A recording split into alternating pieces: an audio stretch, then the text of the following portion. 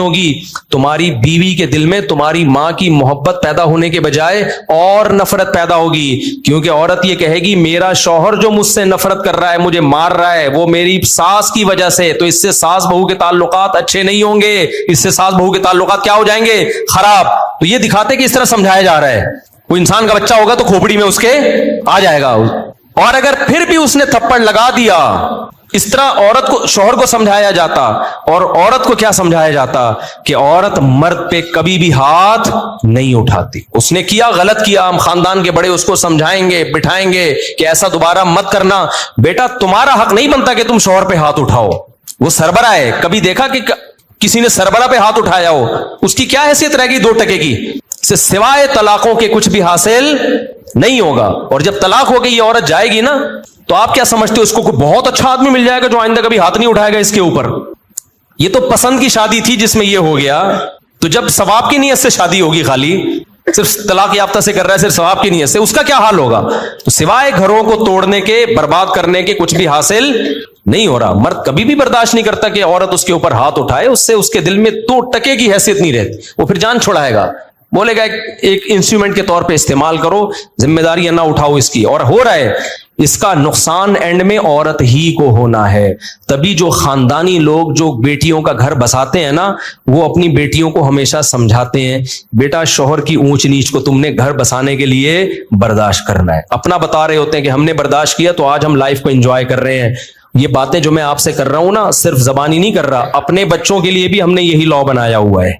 हम भी बेटियों वाले हैं, दामादों वाले हैं, हमने भी यही लॉ बनाया हुआ है कि थोड़ी ऊंच नीच हो कोई बात नहीं, आपने क्या करना है, आपकी जिंदगी अपने ससुराल से वाबस्ता है। शौहर कभी गुस्से में होता है, कभी नॉर्मल मूड में होता है, घर बसाने के लिए ऊंच नीच को बर्दाश्त करना पड़ता है।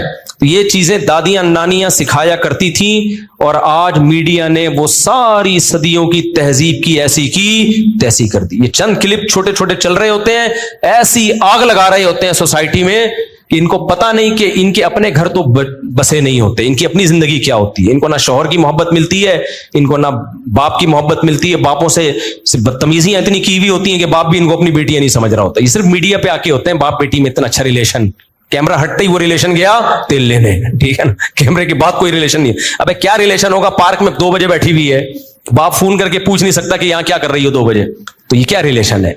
तो ये सब ऐसी की तैसी कर दी है सोसाइटी की। तो ऐसे ड्रामों से आप कभी भी मुतासिर ना हो, और घरों में पाबंदियां लगाओ, अपनी बेटियों को मत दिखाओ, ये बेटियां कल तुम्हारे गिरबान में हाथ डालेंगी। आपको याद है एक बोल फिल्म आई थी, उसमें एक गरीब बाप दिखाया जिसकी इतनी सारी बेटियां हैं, खाने को रोटी नहीं है, तो बेटी गुस्से में बाप को क्या कहती है, जब खिला नहीं सकते थे तो पैदा क्यों किया है? क्या सिखा रहे हो यार तुम बेटियों को? यार आपका क्या ख्याल है, हर घर में चूल्हा जलता है, बहुत से घरों में गुर्बत है, उन सब बच्चियों को बाप के खिलाफ खड़ा कर दिया कि नहीं कर दिया? सब बच्चियां, हजारों लाखों बच्चियां बाप के गिरबान में हाथ डालेंगी। कमबख्त जब खिला नहीं सकते थे तो पैदा क्यों किया है? खिला नहीं सकते थे, पैदा क्यों किया? क्या हर घर में रोटी होती है? सबसे पहले तो सैयदा फातिमा पे एतराज होता है, हमारे नबी के घर में 40 दिन चूल्हा नहीं जलता था। क्या हमारे नबी की बेटी ने नबी से यह कहा कि जब 40 दिन चूल्हा नहीं जलता, खिला नहीं सकते, तो ए अल्लाह के रसूल आपने नस्ल क्यों नहीं रोकी, आपने पैदा क्यों किया हमें? सबसे पहले एतराज तो वहां जाएगा।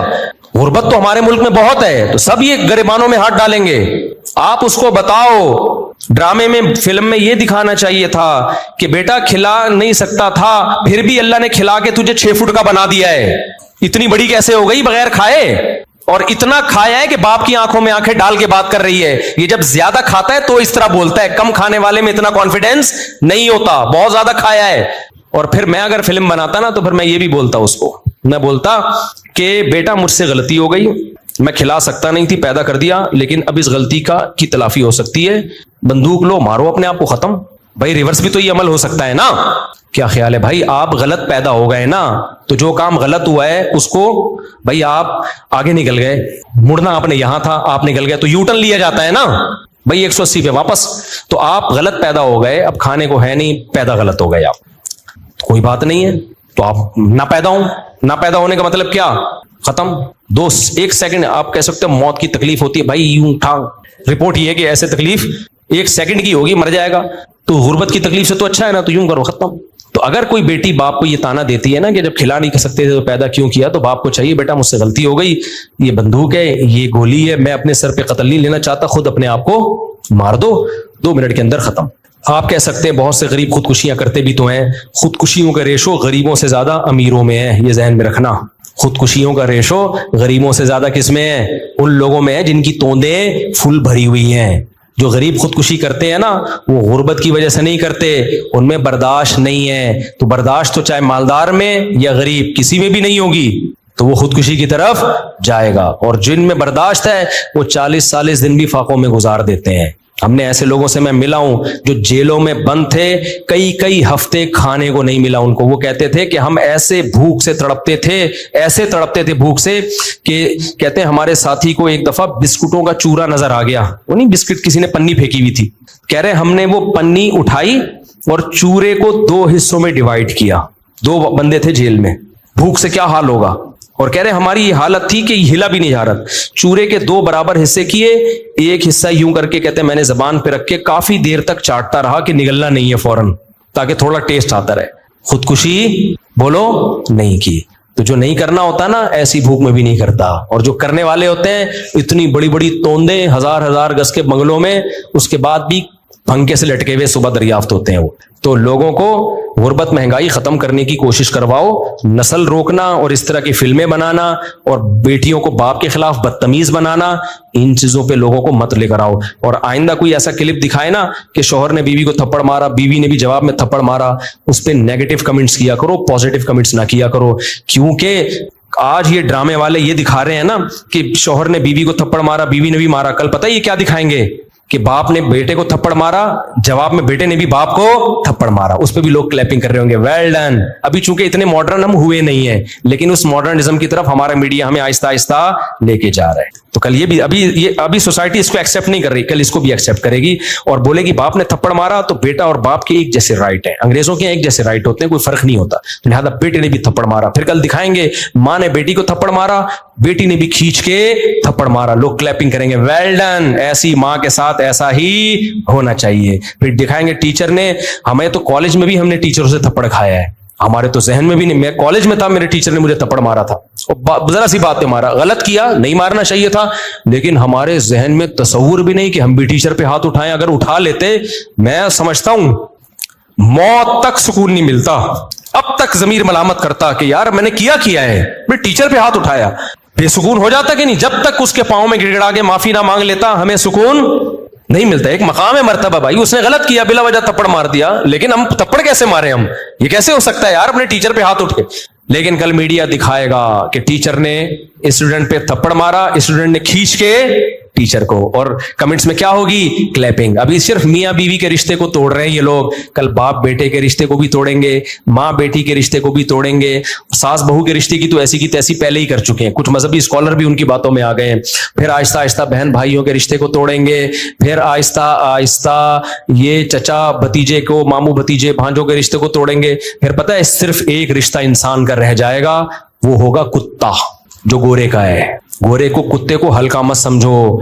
ये कुत्ता, गोरा जो कुत्ता लेके घूमता है, खुदा की कसम ये बहुत सारे मैसेजेस लेके घूम रहा होता है। वो बता रहा होता है कि मुसलमानों होश के नाखुन लो, अगर तुमने बरवक्त शादियां नहीं की, बच्चे पैदा नहीं किए, बड़े छोटों का अदब नहीं किया, अपने खानदानी निजाम को नहीं बचाया, अपनी रिवायात को नहीं बचाया, तो तुम्हें जो मोहब्बत बाप से मिलनी चाहिए थी वो भी कुत्ते से मिलेगी, जो मोहब्बत माँ से मिलनी चाहिए थी वो भी कुत्ते से, जो पोते नवासों से मिलनी चाहिए थी उसका ऑल्टरनेट भी कुत्ता, जो बहन भाइयों से रिलेशन होना चाहिए था वो रिलेशन भी तुम्हें कहां से मिलेगा, कुत्ता। तो हर चीज की जिम्मेदारी कुत्ता उठाएगा। मेरे भाई ये कुत्ते पे इतना बोझ मत डालो, इतना बोझ मत। तुम्हें मेरी बातें मजाक लग रही हैं, काश ये बातें खोपड़ी शरीफ में बैठ जाएं किसी तरीके से। हम चीख रहे हैं, अमल करके दिखा दिया भाई, हम तो बदअमल लोग हैं, लेकिन इसमें हमने शादियां भी करके दिखा दी, बच्चे भी पैदा करके दिखा, व्लॉग में दिखा। इसलिए मुझे शौक नहीं है बच्चे दिखाने का, इसलिए दिखा दिए कि यार हम भी तो है ना। लोग कहते हैं तुम्हारे पास पैसा है, अबे जब हमारी शादियां थी हमारे पास फटफटी बाइक थी पुरानी सी, मैंने 6 महीनों की किस्त पे FX खरीदी थी पिचकी हुई, उस वक्त मेरी 3 बीवियां थी, समझ रहे हो, और 10-11 बच्चे तो उस वक्त भी थे। ये तो बाद में सुस्ती का शिकार हुआ हूं मैं। उस वक्त भी हम इसी तरह खुश थे अल्हम्दुलिल्लाह। और हमारे कोई अमाल थोड़ी है जिसकी वजह से हम खुश हैं, कोई इतने नेक आदमी थोड़ी हैं। ये तो बस एक फितरत से बगावत नहीं की हमने। तभी मुझे डर लगता है कि ये सिदराज ना हो, अल्लाह की तरफ से ढील ना हो। तो इतना कुछ बता दिया, 20 साल से मैं ये चीख रहा हूं कि नस्ल बचाओ, बच्चे पैदा करो, औरत को घर का हाउस वाइफ बनाओ। अब ये कितनी बड़ी मीडिया में एक बहस चल रही है, अगर आप हाउस वाइफ हैं तो आप यूं करें। अबे वाइफ होती हाउस है, हाउस में है, हाउस के बाहर जो है वो वाइफ कहां रही? फिर नहीं आई मेरा ख्याल है बात। वाइफ का मतलब ही हाउस वाइफ ही है भाई। जो हाउस में नहीं है तो फिर हाउस नहीं, वो होटल है। रात को मियां बीवी की मुलाकात होती है, वो होटलों में भी हो जाती है, ठीक है ना। नहीं आएगी समझ में, खुदा की कसम बहुत मुश्किल है समझाना। हाउस वाइफ, ये वाइफ का जो लफ्ज है ना, इसमें हाउस घुसा हुआ है, ये वाइफ से अलग नहीं हो सकता। वो पूरी वाइफ है ही नहीं जो हाउस वाइफ नहीं है भाई। वो आधी वाइफ है, आधी कुछ और है। वो तो वाइफ कहां हुई फिर वो? तभी देखो अरबी में बीवी को अहले बैत कहा जाता है। अहले बैत, अहले बैत का मतलब पता है क्या है? बैत घर को कहते हैं, अहल वाला।